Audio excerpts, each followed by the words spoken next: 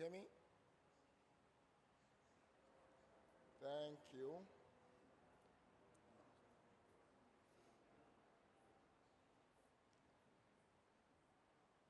Hello, can you hear me now? Fine. Ladies and gentlemen, you are welcome. My name is Kosivi Adesu, and I'm happy to moderate the session on the topic titled Localized Solution to Reduce Climate-Induced Loss and Damage for the Most Vulnerable. With a very high confidence, we can confirm that the frequency and the intensity of hazard have increased. Communities already highly challenged by several difficulties are called to deal with more hazard, including drought, inundations, pandemic, locust invasion, etc. As a matter of results, communities are poorer and severely vulnerable to the impact of hazard mentioned above. Women and children are severely hit by the phenomenon. Indeed, climate change is responsible of hundreds of thousands of children out of school classes. Women financial capacity has decreased, while young men are attracted by illegal and dangerous activities like joining army groups. Sustainable and effective solutions exist to minimize, avert, and address the disastrous impacts of climate change. This requires the consideration and the recognition of the local actors, practitioners, and communities' knowledge. For this to be effective, it's important to ensure these communities' meaningful participation and access to information to minimize their vulnerability. Some preconditions also to contribute in the battle against climate change are required. Let me make it short, but remind you that to dig deeper and come with some strong recommendations, I will invite several actors, very powerful and experimented people in front of you, who will share their views and their ideas. I want to remind the participants that we'll open the floor and we'll always welcome your brilliant ideas on how to localize the battle against climate change. The first person I will invite on my list is Ms. Farah Kabir. Ms. Farah Kabir asked me to remind you that she's a feminist, first of all, and also works with Action Aid Bangladesh as the executive director since 2007. I will stop it there and invite her for the opening remark. Over to you, Ms. Farah.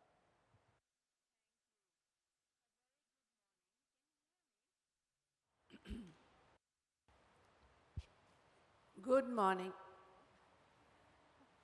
Good morning. Adus struggled with the word feminist, but I am very proud and comfortable in my skin of a feminist. So a very good morning to all of you, and thank you for being here and giving me this opportunity to share with you some of my thoughts. So I come from Bangladesh and I work with Action Aid Bangladesh, and Bangladesh has been recognized as one of the most vulnerable countries from climate change. When I joined in 2007, I had very little understanding of climate change and what was happening. But I was working in the front line with communities, and I realized that some of the members of the communities that we were working with for development and their position poverty was not working because of the multiple disasters and frequent disasters that they were facing. And this, Bangladesh is a delta, it's a riverine country, the floods happen, but not at that intensity, not as frequently as it started to happen from the 2000s. So it was important, one, to be preparing, coming up with anticipatory action, but most importantly, to work with the community, to look for local adapted, local solutions. So one of the things that I learned the first time there was, after Cyclone Sidor, I went and worked with the community in 2008, and what would they like to do? And you know what they asked? They said, help us build a bunker. And I was thinking, why would they want to build a bunker? Because they face floods and cyclones so many times now, they needed a place under the ground to store the seeds, because they preserve seeds, to store drinking water, to store their valuable documents, and to wait for the water to recede, after which they would bring it and they would go and plant. So at that point in time, I would never have thought of creating a bunker. So this is why the community and where they're located, their context is important. Developing and working with them is important, and respecting indigenous knowledge. Often you hear development practitioners or academics and political actors say, oh, well, you talk about climate change and its impact. The farmers don't understand. The women and the community don't understand. That's a mistake. That's a fallacy. Because believe me, the farmers know how the weather and the climate and the water pattern and the rain pattern has changed and what it is doing to them. So this is why it's important to work with them to find solutions. We saw a generation of development practitioners and political actors who would come down and say, you know, do this. One size fits all. We saw this working in some other part of the world. I'm sure if you bring it here, it'll work. No, it doesn't. Because you have to understand the context on the ground. And as we worked, we realized how rich the communities were with local solutions. They were the frontliners and they were the first adapters. So why were we assuming that we would come from somewhere else and provide them with this knowledge? So one of the things ActionAid has done over the years is work with the communities, respect their knowledge, and try and capture these knowledge and come up with solutions. Because we feel that ActionAid Bangladesh is a catalyst that can ignite and maximize the community, particularly women and young people's power for response, power for adaptation, and power for innovation. And that's how we have been working with them. Of course, as Adios was saying earlier, you will definitely bring the gender component here.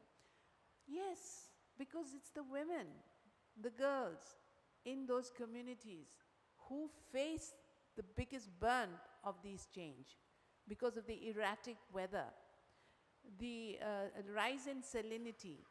You know, it has led to health issues. It has led to women suffering from urinary tract infection in some of the communities that we work with, because there's no other water, there's only saline water. And they drink the saline water, they work with, cook with that, they are using it in their toilet. This is what climate change has done. Those areas would not have suffered the way it is now suffering. We would not have seen 2 rounds of flood in the south if it wasn't because of the erratic climate patterns and changes. So basically, I and all of us at ActionAid believe, whether it is about agriculture, sustainable agriculture, whether it is about finding solutions, locally led adaptation and local solutions, nature-based solutions are the way forward. If we come with short-term measures, quick fixes, they don't work. And when I say we have to work with local solutions and local adaptation measures, first and foremost, we have to invest there. You need to invest in the community, not as a charity, not as a favor, but for their well-being and for all of us. You need to invest in building those institutions and then helping them to work with what they have and bring the knowledge and information. So as a catalyst, you can bring all this to them and come up with the new science, bring the scientists to them, because a lot of the scientists didn't know how to attribute climate change and what was happening at the community level and how they can attribute it to climate change. When this displacement, refugees, climate refugees, we had to fight because a lot of the political actors kept saying, oh, people move for economic reasons, people move for betterment. Of course, but people are also forced to move. They are displaced because of the floodings that's happening, because of the cyclone that's happening. And it's not a choice, it's a matter of survival. So we are here at this COP asking for loss and damage as a main agenda, as a third stream for financing. What has been lost? I don't know if you can replace it. Because of the salinity, because of climate change, because of floods, when people are falling further into poverty, they end up marrying off their child. The girl of 14, of 15, so what has she lost? She has lost her childhood. She has lost her education. How are you going to compensate for that? I don't think you can. So at least we can try and help these communities to find solutions to come to better terms with what is existing and live with it. But most importantly, the fossil fuel dependency, coal-based energy, the traditional models of development don't work. And if you are a development practitioner or a development partner, when you are saying, I am helping to alleviate poverty or my government is helping, are you really helping? Because you have to put into that the climate lens and the disaster impacts. Short-term disasters, long-term disasters. So institution building is very important, and please don't come with the arguments, if we give the funds to the local organizations, how will they manage? They don't have financial management, they don't have governance, they're going to lose it. So let's not go there. Let's trust in local power, people power, and particularly women and girls' knowledge. Thank you. Thank you so much, Farah. Yeah, I think the message was very clear. Today, I promise not to summarize because I'm sure you people will understand better what she said than me. But let me share with you what I've learned, what I've heard from her. The first point is about respecting the indigenous knowledge. The second one is about understanding the context on the ground. The third point is about local solutions are important in every sector.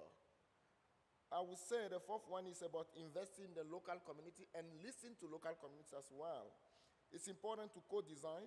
And finally, she pledged for the resources, the finance for loss and damage, immediately, but also for a long term, as far as loss and damage will exist, as far as we will not succeed to battle and to address the climate change. Thank you so much, Farah. The organizers of this event have told me that the event should be extremely interactive and participatory. Therefore, I will shift from the speech to online participation. So please, I hope the technician can help. If you have access to my screen, probably we'll go to Mentimeter. And please, we have only 2 questions, so don't feel bored. Just read the question, share your thoughts with us. We'll be really happy to collect all your ideas because these ideas will enrich us. So please, join the Mentimeter. You have the code there. The code is 1722 6798. And you have the question on the screen. If you want to share your thoughts with us, please. You have 1 minute for the first question, but of course, 30 minutes to join the Mentimeter first. I'm sure internet is perfect and you all can easily.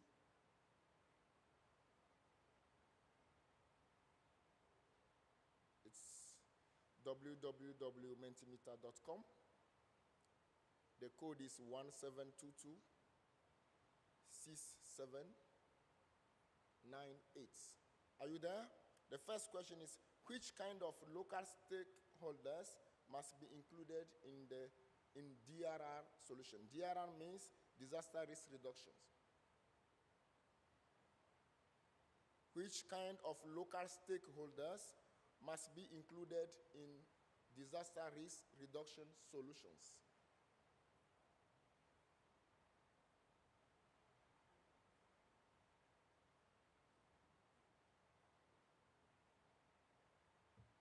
I can see a lot of answers coming in. Thanks so much. People with disability, children, women, migrants, youth, farmers,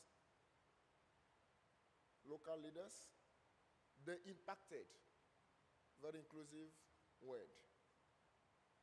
Refugees, of course. Beneficiaries, political leaders, mothers, that's great, women and girls. Thanks so much. Continue to respond to this question while we shift to the second question, which is about, I hope you can all see it on the screen. Can the UNFCCC process reach a meaningful outcome on finance for loss and damage? Is it possible? Do you think so? Great.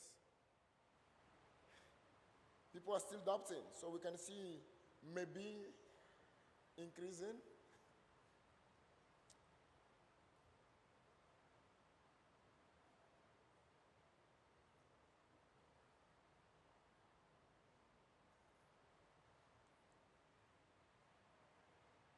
"70 people have responded. I'm sure the room is full. So please, share your thoughts." Yes, thank you. So while you continue to respond to these questions, and believe me, the line is not yet closed, continue to respond. Now you have the question with you. Because of time, we'll continue. So the next speaker on my list is Miss Jamie Cummings. Jamie Cummings is research assistant at the UNC. She will tell you what UNC is. Gillen School of Global Public Health. Jamie is a recent graduate of University of North Carolina at Chapel Hill with a double major in public policy. Can you please clap for her? Thank you so much. Jamie, you're welcome. And according to my paper, you told me that you will talk about vulnerable focus for identification of the ones most at risk for climate change, loss, and damage. Over to you, please. Thank you, Kosivi, and thank you, Farah, for the introductory words. And thank you, all of you, for participating with us here today and participating on our poll. It's interesting to hear your thoughts. And also, Happy Youth Day. I see some young people in the crowd, so really happy that you're here, and you deserve to be celebrated today. Yeah, round of applause for the youth. So yes, thank you everyone here for showing up today for such an important discussion. My name is Jamie Cummings, and I conduct research with the Re-Energized Disaster Risk Reduction and Resiliency, or DR3 project. Before hearing a few case studies from our wonderful panelists on solutions to loss and damage, I'd like to underpin the conversation with a definition of vulnerability. Because when we talk about loss and damage, we are discussing the most vulnerable groups. But what exactly does this mean? UNDRR has defined vulnerability as conditions determined by physical, social, economic, and environmental factors or processes which increase the susceptibility of an individual, a community, assets, or systems to the impacts or hazards. It's a bit wordy. This is a good overview, but it lacks the human element. This is why today we have gathered a group of panelists, some of whom are from the most vulnerable communities themselves, be it women and gender, people with dis or different abilities, small island developing states, and others, to share the frontline perspective with all of you. Defining vulnerability is a difficult but worthwhile task. My colleagues at Re-Energize DR3 are working to develop an index for various UN stakeholders comprised of a set of indicators that characterize groups' levels of risk. An index could aid in ensuring that climate finance is distributed in a just and equitable way to those that need it the most, those facing loss and damages right now. Quantitative data such as flood risks and exposure to heat waves must be included in such an index. However, what we discovered is that qualitative data is also critical. And in fact, qualitative may be even more important than any numbered data point to identify those most at risk with the ultimate goal of delivering climate justice.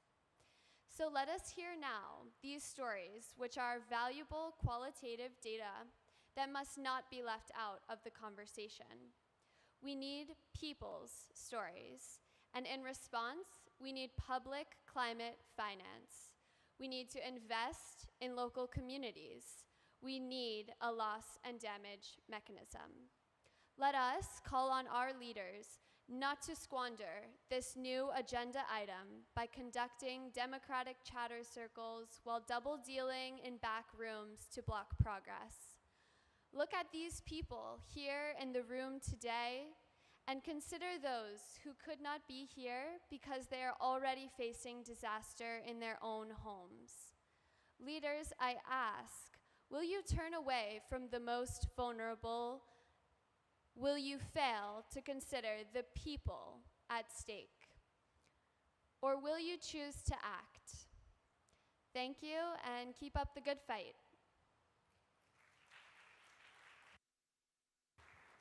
Thank you too, Jamie. And you've asked a lot of questions at the end. I'm not sure if I have the answer for you, but probably people here will come with some answers when we will open the debate. Because of time, let us continue. We have some panelists now who intervene.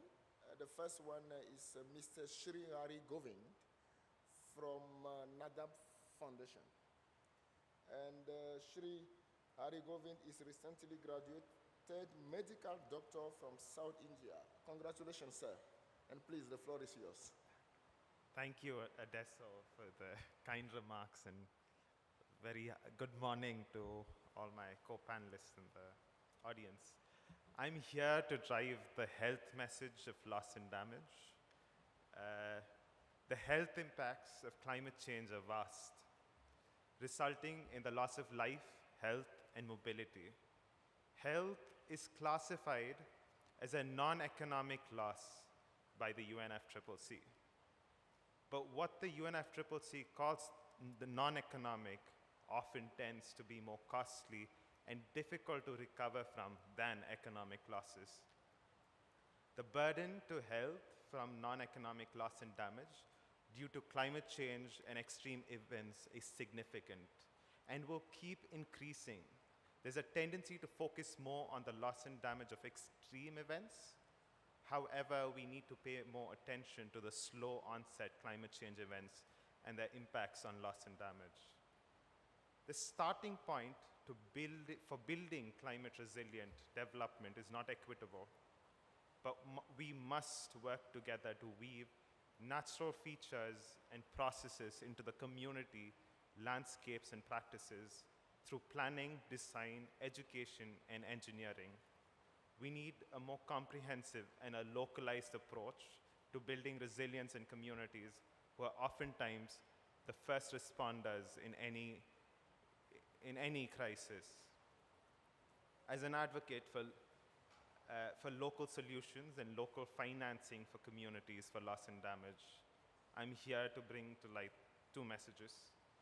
Why we need climate health education in communities for building climate health resilience through local capacity building and community engagement.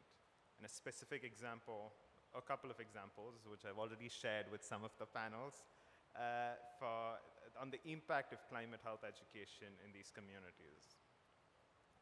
Currently, climate health education is mainly focused on health professionals as it happens, and I'm working with most of them. As stated earlier, the community are often the first responders for any impact of extreme effect felt due to climate change. Oftentimes, these communities, mostly populating the rural economies, experience underinvestment in infrastructure, and sometimes there's a scarcity of health professionals that often tend to form a gap in addressing climate change and its impact on health. Also, infrastructure, which is very important, which are hospitals, wash services, gender services, mental health services, form critical role in building community resilience. They are one part of the spectrum. We need to build local capacity and engage community and build ownership. And for that, I think climate health education of the community is one particular way to go forward. Community resilience is more than just facing the shocks and stress of today. It is also about how we build up resilient communities for 10 to 20 years down the road. Understanding the local situation of extreme heat events, dengue or communicable and non-communicable diseases, water quality, soil health, air pollution, and its relation to climate change helps the community in mobilizing and accepting the purpose for sustainable development and forging ahead forward. I'll give you an example, which I again shared. In South India, there's an epidemic of chronic kidney disease. Now, can you say it's often linked with dehydration, and we haven't had this epidemic before in South India. So is it because we're suddenly drinking less water? No, we're drinking the same amount of water. It's because of increased temperature. It's because of extreme heat. We didn't one day wake up and decide we're going to start drinking less water. So I believe the communities need to be educated on this. They need to have the climate health education framework and the mechanism going forward. And health professionals, unfortunately, especially in densely populated countries, are overburdened. And so if I come from a health background with my family, so if I go ahead with my family and then if I ask them to start learning about climate change and its impacts, they are not very receptive of it at the local level. Maybe present here, the health community are, but at the local level, finding it very difficult to convince them on the climate health message. Another example, which I will tell you, is the WHO policy document recently released on loss and damage calls for long-term strategy for loss and damage events and the impact on children, adolescents, and youth, including physical and mental health and well-being, growth, development, learning, and ability to thrive, and potential to succeed. I want to highlight the resilience that we're able to build through the Nurturing Care Framework, which is again released by the WHO for the youngest children in the first 1,000 days of life, regardless of the environment they grow up in, is very important. Through community being able to meet the 5 factors in the nurturing care, we're able to possibly build the cheapest platform for countries to be able to achieve the sustainable development goals. My end message, since we're in the loss and damage sector, is we need climate health financing, and we need climate health financing now. We have just started the discussion on loss and damage, but without climate health financing, these negotiations are incomplete. Thank you. Thanks so much, Dr. Shri. I want to share, an experience in Niger. After a very severe flood, people from the north of Niger have lost the only hospital that exists. And they are not sick. But in case they get sick, they don't have access to hospitals. So thinking that health is a non-economic aspect of loss and damage is critical, and we really need to dig deeper to find the just middle and to make sure that we are making the right solution for the communities on the ground. Thank you so much for raising this critical point. Let me jump to another panelist. One of the most inspiring lady I've met in this world. I can't pronounce her right name, so let me call the lovely name you have for her. Her name is Mishi. I will not introduce Mishi. Mishi will introduce herself. I said it already. She's one of the most inspiring lady I met. Mishi, share with the participants whatever you have for them. Over to you. Thank you. Thank you so much. Good morning, everybody. I think it's afternoon already, so good afternoon. As I've been introduced, my name is Mwanhamisi Singano, but everyone called me Mishi, so kindly feel free to call me Mishi. I work with women and WIDU, and also I serve as co-facilitator of Women and Gender Constituency, but also I coordinate women major group under UNDRR under Simon. That's why we're here today. And like Farah, I'm proudly feminist. So a few things on this topic. We understand we are talking on local solutions to climate change within context of loss and damage. But I really want to start by putting a caveat that when we are speaking on local solution, we are speaking on local solution with the premise that all of us will do all we can to stop emitting, right? Because we cannot continue to emit, we cannot continue to do business as usual, hoping the local have solution and they will continue to adapt or to reduce loss and damage. So the local solution really demand us also to do our part on cutting greenhouse emission. Also demands us to do our part on making sure that there is finance that is available to support them. And then now we can support the local solutions. So we have seen, as I said, and as most of colleagues have already said, that when you're looking at loss and damage, specifically from the community level, the losses are so many, and it impacts everyone. But we also understand at the center of loss and damage is the question of inequality. We know, and there is tons of evidence that shows those who are wealthier or those who are the center of power are impacted the least, or potentially a better position to recover than those who doesn't have. So we need, as we are addressing loss and damage, we also need to address inequality, because if we continue to have majority of women and young people as the poorest, chances are their ability to adapt or the ability to respond and the ability to address and recover are really minimal, and their level of vulnerability is high. So there is entire intersectionality on how structurally we need to address loss and damage.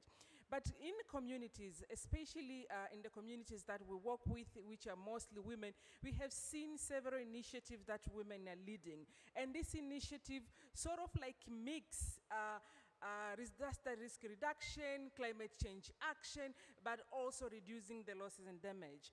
And one of the examples that is really close to my heart is this community of women who are supporting mangrove restoration.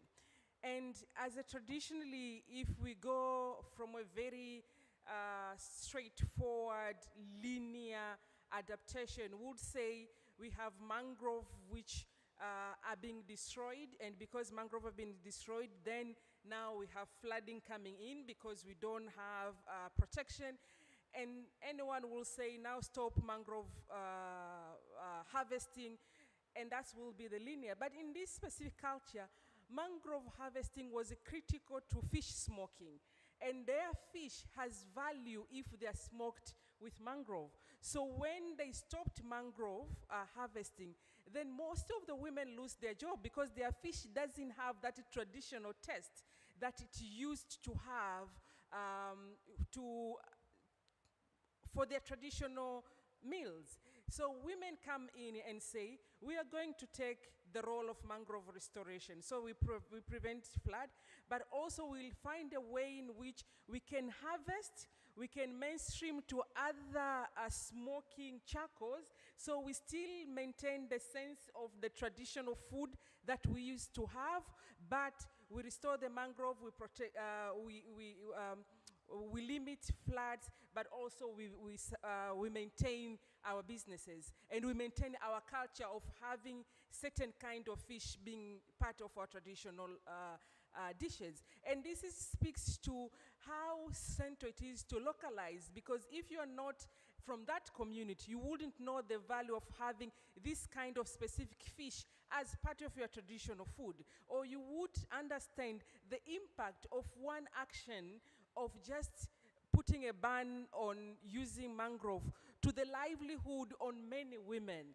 So it is important to address and center that local solution. But also we have seen, for example, most of our tradition and cultures, women when they're giving birth, they are given, for example, certain kind of medicine, certain kinds of food, and all that because of climate change have been lost. And unfortunately, this kind of losses doesn't end up in inventory of what is being lost for it to be accounted for it to be restored and paid for. So I will stop there, and I'm happy to share more of the examples, but also my call is we have to support local community by doing our part.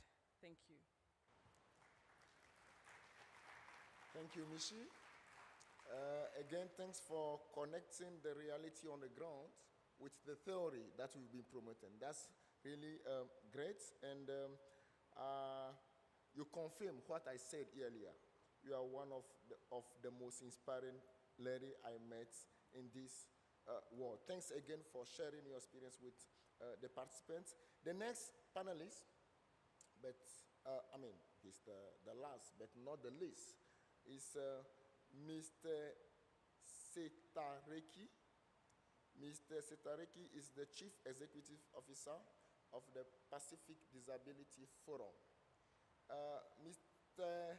Setareki, please share with the public here what localized solution to reduce climate-induced loss and damage for the most vulnerable means to you. Over to you. You have 5 minutes, please.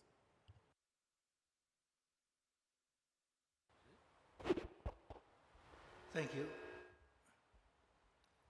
Thank you, moderator. And firstly, I wish to acknowledge the work that's been done by the International Disability Alliance, and through that, the stakeholder group of persons with disabilities, and within that, the thematic group, disaster risk reduction, climate action, or organizations of persons with disabilities globally to bring our issues on both DRR, when you talk about the global platform, we had in Bali earlier this year, and now next week,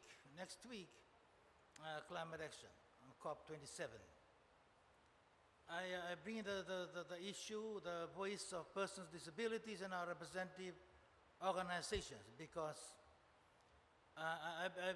this is day 4, day 5, and I'm hearing very little about inclusion of persons with disabilities in climate action.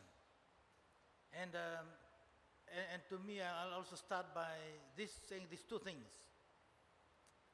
The topic for this session around the vulnerable groups. Now, I often have a problem with that word, or the two words, vulnerable group. And sometimes I say it's a cop-out on many parts, and it's also a reason for not doing anything. Because who are these groups that we are talking about?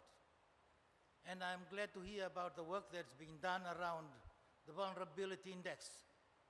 So often in the discussions that I've been part of, at least in the Pacific, instead of identifying who are these vulnerable groups, it's easier for policymakers and our governments just to refer to us, women and girls, indigenous, persons with disabilities, youth, the LGBTI community, and many, many more as the vulnerable group. And I have a problem with that because it does not give the attention to the group that's often the most vulnerable that they deserve. That's my first point. The second point is that I believe inclusion alone will not get us to where we should be as persons with disabilities in the space of climate action. And I've heard this been shared a few times already this week, and again here in this panel. Equity, inclusion, equity, inclusive and equitable response to climate action will, in my view, will guarantee that our issues of persons with disabilities are given the attention, are given the policy framework, are given the budget, the financing that it needs for us to be there. I don't think we should just be, our issues should be just a response that's tokenistic in nature. It's not just about ticking the box. It's not just about us at the table and warming the seats. So I think for our issues to be really addressed fairly and squarely in this COP27, and now to this point, my third point, in local solution, we need to be engaged and involved. Talk to us. Come and share with us. Come and consult with us. Many a times our issues are not included because people assume things about us. They assume that these are what we need. And there are issues that are real to us, and not just being included, but the preconditions to our inclusion. It's not just about bringing us to the table. Sometimes we need to reconfigure that table for us to be performing, for us to be operating and meaningfully consulted. So for us, in terms of loss and damage, yes, as persons with disabilities, as members of the community, as part of their community, we need our issues addressed. We need to be heard. We need to be consulted so that when solutions are identified and addressed locally in the community, it's an inclusive and equitable response. I come from a region where climate change and the impact of climate change is real, as so is my colleague on my right from Vanuatu. It's part of our everyday struggle. And for us as persons with disabilities, it's even more pronounced. It's even worse. So for loss and damage, for that to be fully effective at the community level, and I also believe that's where the rubber meets the road. That's where it all begins. But for effective and meaningful community response to loss and damage in relation to climate change impact, we need to be engaged. We need to be involved. The first question that was asked this morning, who should be involved? I want to say up here, and I thought I'm not sure whether it was mentioned or not, that persons with disabilities, we need to be involved. We need to be engaged for us to provide the solutions, for us to bring the solution that's required in an effective and appropriate community response to loss and damage. We are part of the community, we belong to the community, and we need to be part of the solution in the community. I thank you. Thank you so much, Mr. Sitariki. Your words are so powerful that I don't need to comment them. We understand clearly that you call for more engagement from all of us. You talk about inclusion of all, but you also raise an issue related to equity and human rights. And I think you are fully right. So believe me, you are the right place. We've got each of your words, and we'll make sure that they go to the right people. Thank you again. Ladies and gentlemen, you've been there and you've been hearing all these speakers.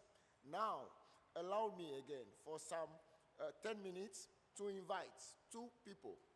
They've also heard the panelists as you. Now they will come with their response. They will share their thoughts with you. And probably after them, then we'll open the floor for you guys to share also whatever you have as response, whatever you have as thought. So, this being said, allow me to invite Mr. Jema and Mr.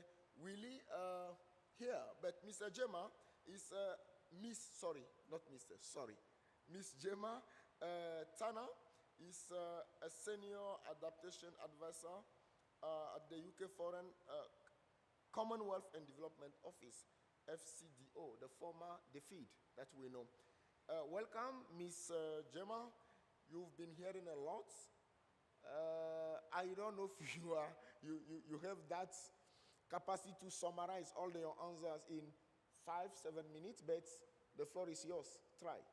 Thank you.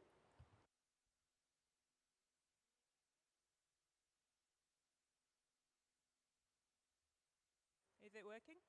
Oh, okay, it's working now. Okay, hi, yeah. I'm Gemma Tanner. I'm a senior, further back? Further forward. Okay, is that right? Senior Adaptation Advisor at FCDO, formerly DFID. I think for probably too many years to mention, I've worked on adaptation programs in different countries, and I think this panel has shown how crucial it is to make sure we have these discussions and that organisations, international organisations, need to listen to them because this is where the powerful solutions are found. So thank you to all the speakers who've spoken today so powerfully. I wanted to try and summarise a couple of key points. I won't get everything, but key things I thought coming out.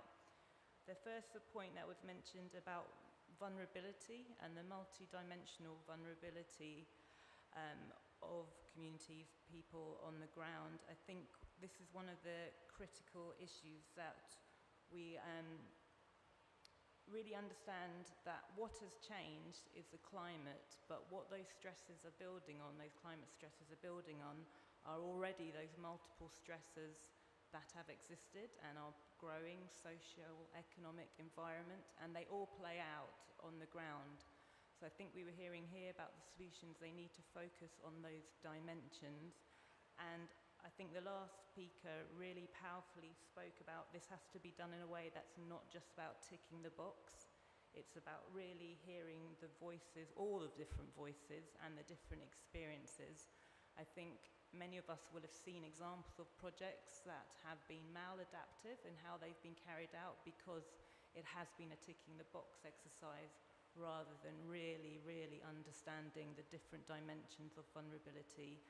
And coming back to the point I think my panelist next to be made, also that issue about wealth and power and understanding how that plays into the solutions and the inequalities that we see. I think one of the other points I wanted to highlight that really is one of the biggest challenges when you sit at a kind of international level trying to understand where to invest and where to drive process is how you connect the different levels. I think someone spoke about, mental health services and hospitals and all those different services that operate and decisions are made about their operation at different levels. But how do we connect the community to those levels and then all the way up to the international system where decisions are being made and done and often in a very top-down way, but how do we connect those levels, both in terms of identifying the solutions that have come up today, but also in terms of actually being able to deliver the capacity, the funding, the responses down to the right levels to empower those local solutions. And often those connections are disconnected, and that's one of the solutions I like. I think it'd be great to focus on. I think the other point I wanted to raise, there was a discussion about the first responders and how, it's really the people who are living these experiences that understand what they need to happen. But with the issue of loss and damage. If people talked about slow onset events, for example. A lot of this is we're going into the unknown. We hope, as colleagues have said, that the mitigation we don't get right to the hard end of things, but a lot of these impacts that may be coming are beyond people's lived experiences. So another question that'd be interesting to hear about is how we ensure communities at the front line are at part of that conversation about what happens at that extreme end, and so solutions are developed aren't done to them but are done with them. So I'll stop there, but they were the key points I picked up. Thank you so much, Ms. Jamal. Yes, it's a very complex issue. I agree with you. And I don't know if I have the solution, so I will keep it there. I hope they've understood what you said. And if they have some question, then they will come back later. Let me make it to Mr. Willie Misak, representative of Vanuatu. So if you see Mr. Misak, you have the whole Vanuatu there. And I'm sure he's going to share with you some answers that are coming from the ground, because Vanuatu, we know, is one of the most vulnerable countries in the world, actually. So over to you, Mr. Misak, and welcome.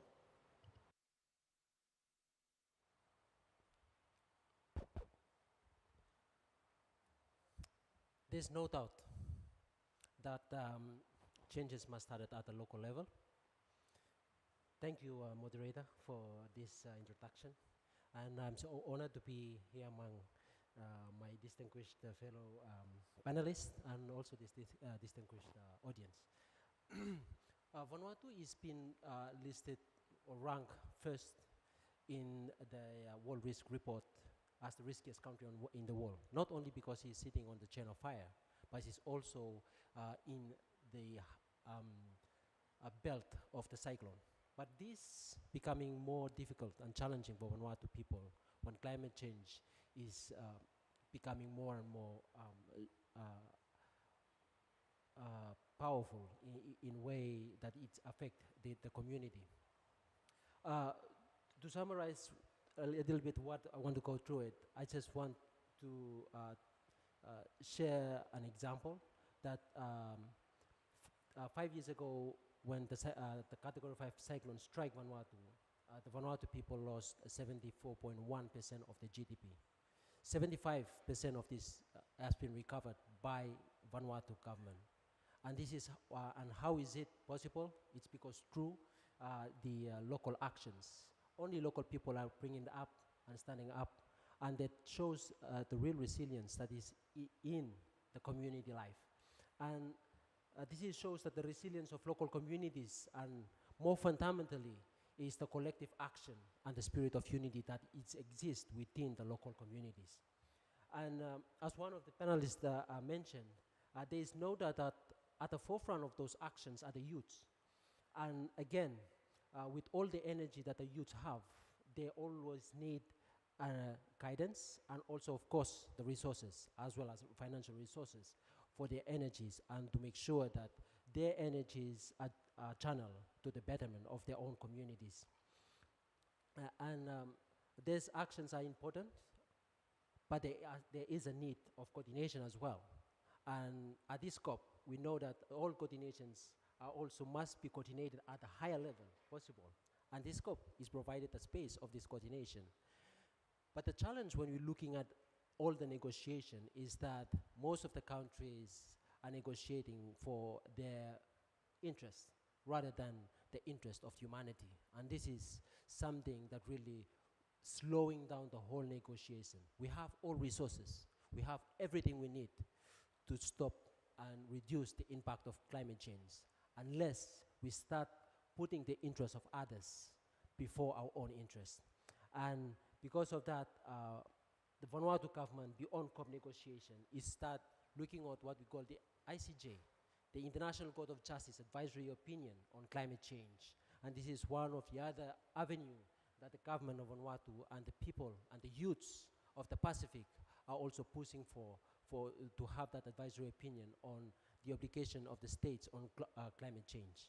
And we believe that by looking at all local actions and all the local activities that is happening at the local level, and all the resilience that we have, and working for the betterment of those local communities, we will surely change everything in this at the regional and international level. But again, the only thing and the fundamental thing is that to serve the interests of humanity rather than serving our own interests for the betterment of the world. Thank you. Thank you so much, Mr. Willie. I agree with you.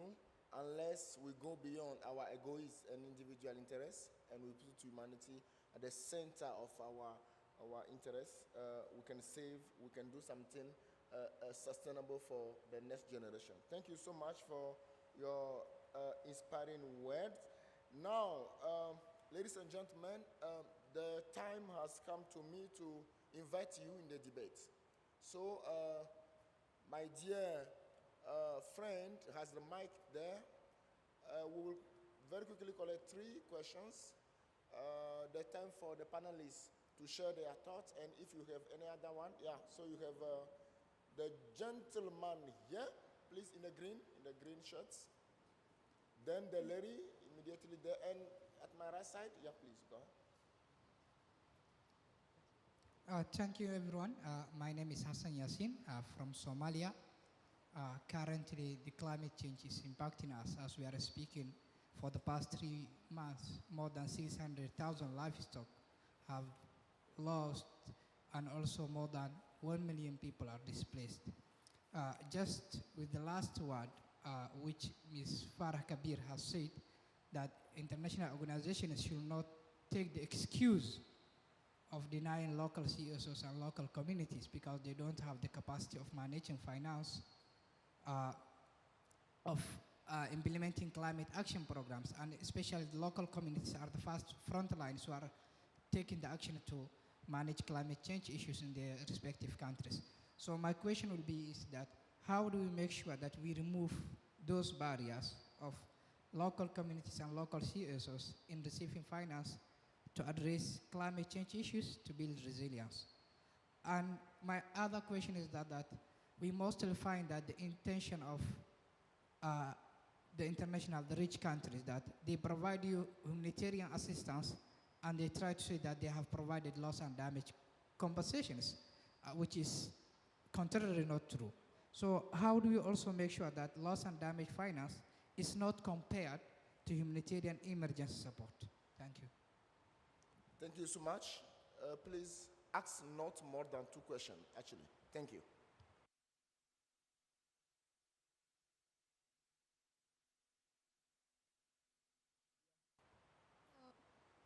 Hello? Yeah. Thank you so much. The panel today was very interesting, informative, and it's really also empowering. I come from Sudan, where we face really deadly flash floods during seasonal times where it's so unexpected, and then we just have dry times. And this really impacts the very people that find their source of income and wealth from crop and irrigation and very much the farmer community, and they're the most vulnerable ones. I wanted to know if there are any recommendations for how we can ensure pathways through educational sector, and how we can involve the children community with regards to preparedness, emergency preparedness, because unfortunately we don't have, the local support from facilities, be it health or in the educational space either. But how can we ensure that, not just the kids, but also people that require accessibility, what sort of emergency preparedness they would require? It was a very interesting example that was given by Bangladesh with regards to the shacks that they put their valuables at and everything's, so that once they're displaced, they know when to get back and have their things. But yeah, I was wondering with regard to the educational sector as well. Thank you. Thank you so much. Is there any other hand? I can see any. Yeah, we have another hand, and happy to give the floor to the second woman. Yeah, thank you very much, Mr. Moderator. Yeah, my comment, I wish to acknowledge the power, the powerful brains that were the presenters, because they brought up issues I've never had anywhere else before and I've never thought about. I'd like to mention that loss and damage is very much like poverty. There is no textbook definition of loss and damage. It can be personal and it can be global.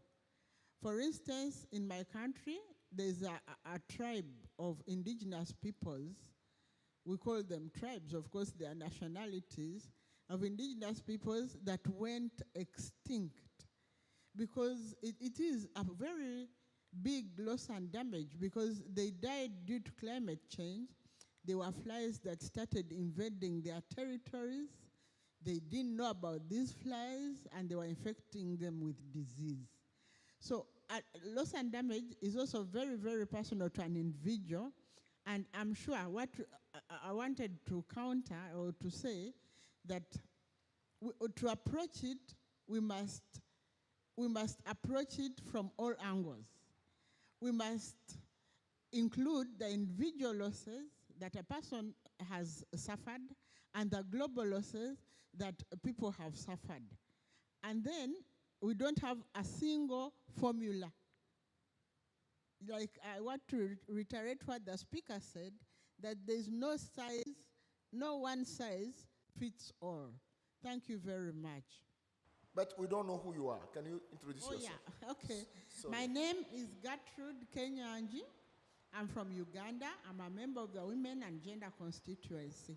Thank you. Thank you so much. Welcome again. And I'm really proud to see the way you defined loss and damage yourself, which is really realistic. So let me go against the rule I made some minutes earlier and give the floor to the fourth intervenant.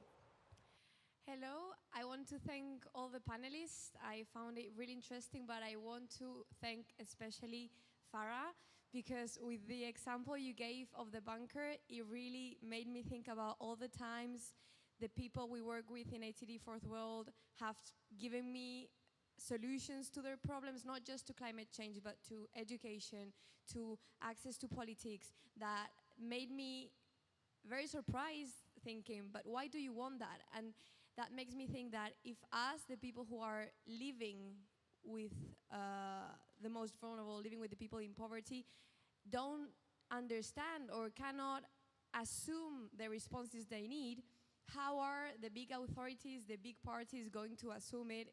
It's never going to work. I wanted to ask you, because it has happened to me in my country, in Spain, people in poverty, they don't usually recognize climate change as a reality. They are the most exposed to fake media, to a whole series of things that makes them not believe in climate change. But my colleagues who work with people in poverty in Senegal, for example, or in Tanzania, they speak about how people in poverty often don't believe in climate change because they believe the events they are facing are a consequence of their religious beliefs or because of things like that. So my question is, how do we have these people participate in solutions to climate change if they are not able to recognize it as so, if we are not able to include them in the conversation when we speak about scientific things, about things that are so far from the reality? Do you have any tips? Thank you so much. Yeah, we'll come back, please. Excuse me, we'll come back later. I think we have 4 simple and complex questions. So I will invite the panelists, each of you, maybe you have 2 minutes. You are 7 there, 40 minutes. Yeah, 2 minutes each for your very quick reflection on the questions. And feel free if you don't have any idea. Thank you. Farah, you were the last target, so please go ahead. Thank you. That is an extremely difficult question to respond to, but it's about beliefs, right? And you know how beliefs have been promulgated and spread to keep people in poverty also. So you have to get to the root cause of it, which is that poverty has been identified as a fait accompli. And if you start working with people to accept that, no, you can change your life, I think that would be my starting point. Then, when people have started to change their life, they're suffering again because of the climate change, the shocks, the hazards. So this is where you make the connection. Religion is an extremely powerful medium, and when you don't have answers to anything, you end up trying to explain it therefore. So I will not get into the sensitivity of it, but I think it's a belief. So if people can see and dream, then maybe they can come out of it. But what is interesting here is, there is the same religion which the rich follow, and they are not worried about punishment. They don't seem to suffer because they are causing such tragedy, or they don't seem to have a moment of hesitation that if I continue in this way of making obscene profits and not working for the common, for humanity, they seem to be fine. So it's how people tackle with it. And a question from my friend here was about, now I've forgotten. Anyway, I'll come back to it later. Education, I think this is something I'll leave to Hari, because Sri Hari was talking about bringing the education part of it. But he had another anyway, come back to it later. Thank you. Thank you, no problem. You can come back later. Now, let me jump to Mishi. I just want to share my sense, especially on a question on beliefs. Luckily, I had a personal interest in understanding our traditional beliefs and how they've been constructed and the meaning behind beliefs. So in most cases, most of our beliefs or traditional beliefs have been constructed on certain ideas, and they are meant to protect or to communicate. So for example, I'm from Tanzania, and what you are saying is equally true. But if you ask, why do you think God is punishing you for not giving you rain? They will tell you God is punishing us because there is this group who went to destroy the sacred place, which often is the forest, which often is the water source. So the whole belief system was also nature-based. So we are told, for example, this is where you shouldn't go. You are not supposed to farm here because that is where gods, or that is where our ancestors live. In most cases, those are the area, for example, which are wetlands, or which are the source of water, upstreams, etc. So they believe in a certain patterns, and those patterns explain why they feel that now we are upset, or God is upset, or we are not doing something right. So it's for us who are working in climate change space not to start using our jargons to explain, but using their reality and their pattern of thinking to say, this is happening because it's X, Y, and Z. I will tell you a silly example, maybe which you can be close. Like growing up, I was told when the girls is on their period, they cannot wear white because that will upset ancestors. So under normal circumstances, we feel that's silly. But then with a very poor menstrual health management, it makes sense because chances of you spilling will be high, and you will be feeling ashamed, etc. So they protect that, saying you should be wearing black when you're in this situation. So all of those patterns has a meaning, and I think for us, we shouldn't be lazy to say they don't understand, because if you go back to understand their language, their reality, you will come to appreciate that they know more than us. They will tell you when the changes started to happen, when the rain stopped coming, how will that happen? Like they have the entire understanding of their traditional environment. Is for us to grab it within their language, their articulation, and their belief system. Thank you. Thank you so much. Again, Mishi, and now let me invite Dr. Shri for the educational aspect, and then Jamie will come in later. Can you hear me? Am I audible? Okay, that's too loud. Okay, so I did say that I was from the health background, but half of my family is actually from the agricultural side. So, like Farah said, the farmers know what climate change is. They know what the education, the impacts of climate change are.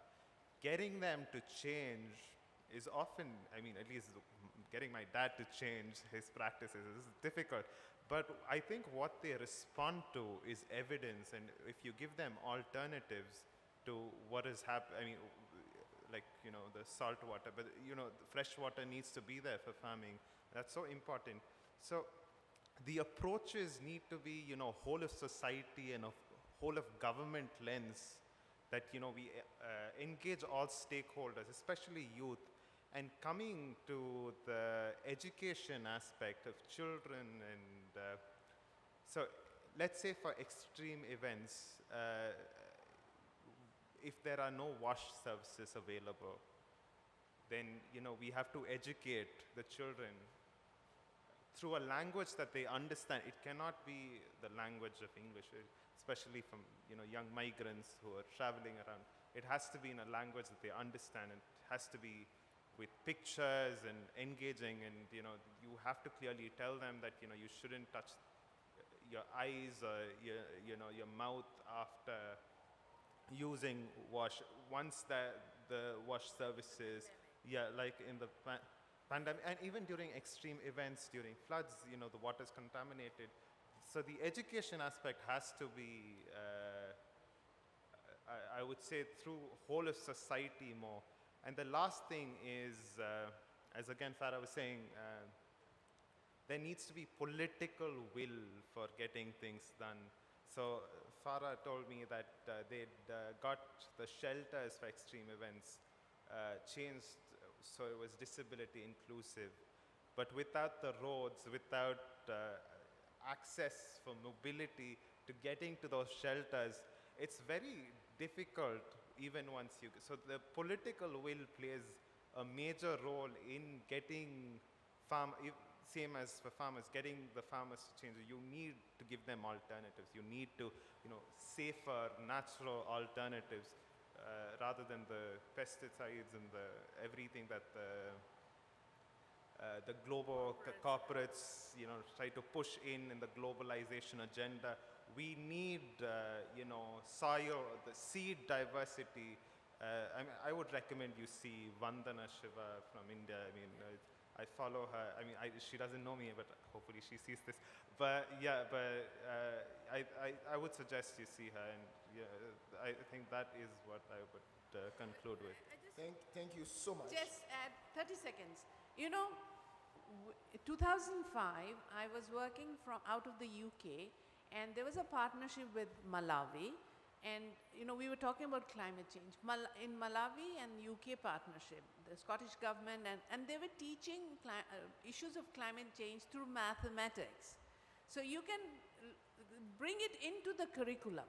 But after that, it's not been scaled up, because somehow the political actors or the teachers' associations didn't think of this being such an important agenda.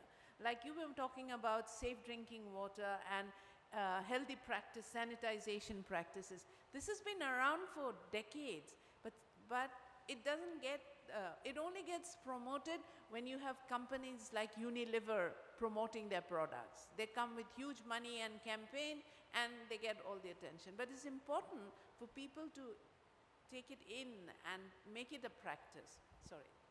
Okay, thank you so much. Let me invite very quickly Jami. They've taken part of your time, so you have less than 2 minutes now to intervene. Very quickly, over to you. No, it's all right. Those were very, very helpful points. And the only thing that I would like to add about, it sort of goes hand in hand, the question about religious beliefs as well as education. Storytelling, I think, is a really, really powerful way to communicate these ideas of climate change, of loss and damage. Storytelling is a part of many cultures, all cultures, and if we're able to convey through video, song, whatever the medium is, the stories of real losses and damages and real localized solutions, then this is a very impactful way, a form of this qualitative data that I'm speaking of earlier, to educate and to, yes, spread the word. And then I also wanted to respond to the question about loss and damage finance beyond humanitarian aid. I think this is a really key point, especially when countries like my own, the United States, have yet to deliver finance on mitigation and adaptation. And so loss and damage, of course, is in question. And I think that humanitarian aid, the problem with countries falling back on this as a form of loss and damage finance is that it really ignores the historical context of emissions and of responsibility, the obligation that countries from the global north have to fund the losses and damages that they have caused. And I think it's about a fair share and the moral obligation that countries from the global north have, whereas humanitarian aid is sort of seen as we're giving it as our own choice. It's a morality issue. And it's not to scale either, so we need to level up the finance. Thank you so Thank you. much, Jimmy. Thank you. Mr. Setareki, you've heard a lot. Do you have anything to share with the Thank you. public? Thank Very you. quickly. Thank you, moderator. I was worried I might not get a chance to speak again, but thank you. But you have only 1 minute now. Yes. To me, it's also capacity building, capacity development. When external partners, whether it be development partners, humanitarian actors come into the community to address, to support the an identification of community-led, community-based, community-oriented solutions to loss and damage. Sometimes they forget that our capacities may need to be built, and this came also. We found this when we did a research in Fiji. It was of Fiji on loss and damage for women and girls with disabilities. Some of them don't even know what climate change is, let alone loss and damage. So we need to really be sensitive and understanding of the situation on the ground. We can come in with all the aid we want to support them with, but if we lack understanding, if we don't understand the local context, and that be our starting point, our response will be no far-fetched and out of reality. It needs to match the needs, the understanding, the capacity, and build the capacity so that they can become the solution, finding the solution that's needed in the community for loss and damage. Thank you. Thank you so much, Mr. Mishak. Very quickly, in less than 1 minute, tell me whatever you have as solution. Thank you. I think for the question from Sudan, I'm sorry, I couldn't really, because of the context, we are from the very small Pacific Islands, so we have different, and I'm sure that you will find the solution only if you start working together with your own communities. In terms of loss and damage finance, if I just said if Vanuatu as a developing country recover 75% of the 64% losses of the GDP after the cyclone, the question is why is this happening through this all local action? And I believe that instead of waiting for that, because the negotiations and having a political will take time. And if Vanuatu, a developing state, can do that, imagine all the countries working together on that issue of loss and damage. Of course, we can all recover from all the damages with little things that we have in our hands. And I think to start off with is reading the reality, understand what is happening, and then to echo my fellow colleagues, awareness must be one of the things. Even in Vanuatu, a very small country for 300,000 people. Some of them don't know about the impact of climate change. Thank you. Thank you so much. Now let me invite Ms. Gemma. You have 2 minutes, 2 full minutes, but not more. Thank you. Thank you. Full minute. Okay, I just wanted to come back on one question, which was on the civil society and CSOs and working with them. Because this really is a challenge, and it's one that is incredibly important, just witnessed by this discussion we've had.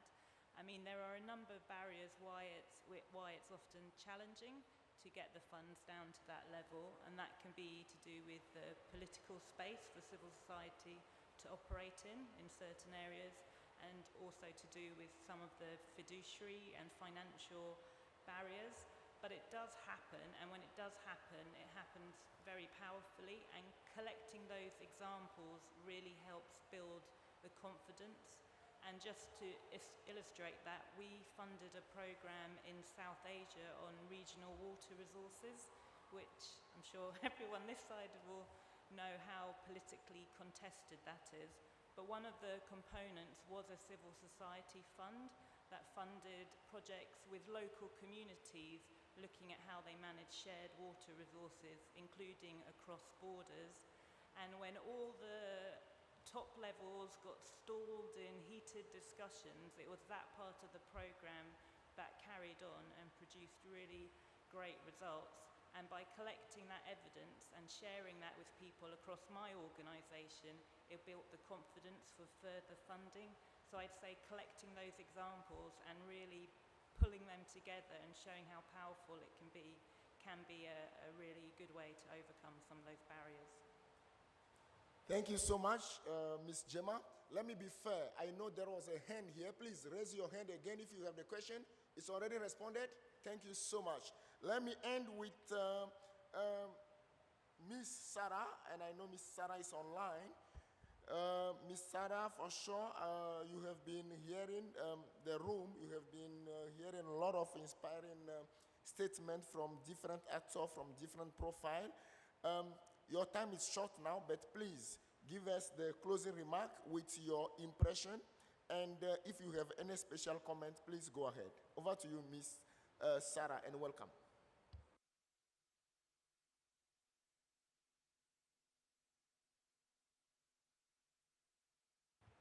The technical aspect, can you help us? Ms. Sarah, please. Yeah, go ahead, Ms. Sarah.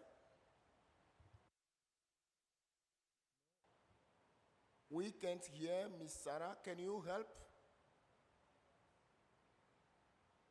Are you sure your mic is open, Ms. Sarah? Yes, Ms. Sarah is confirmed that her mic is open. So, can you help me? Please, some second and the problem is solved for sure.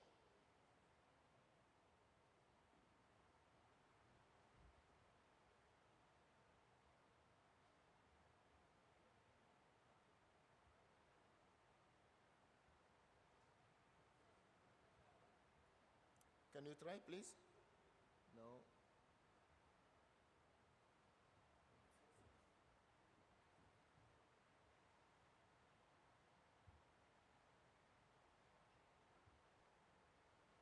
Can you try? Can you hear me now?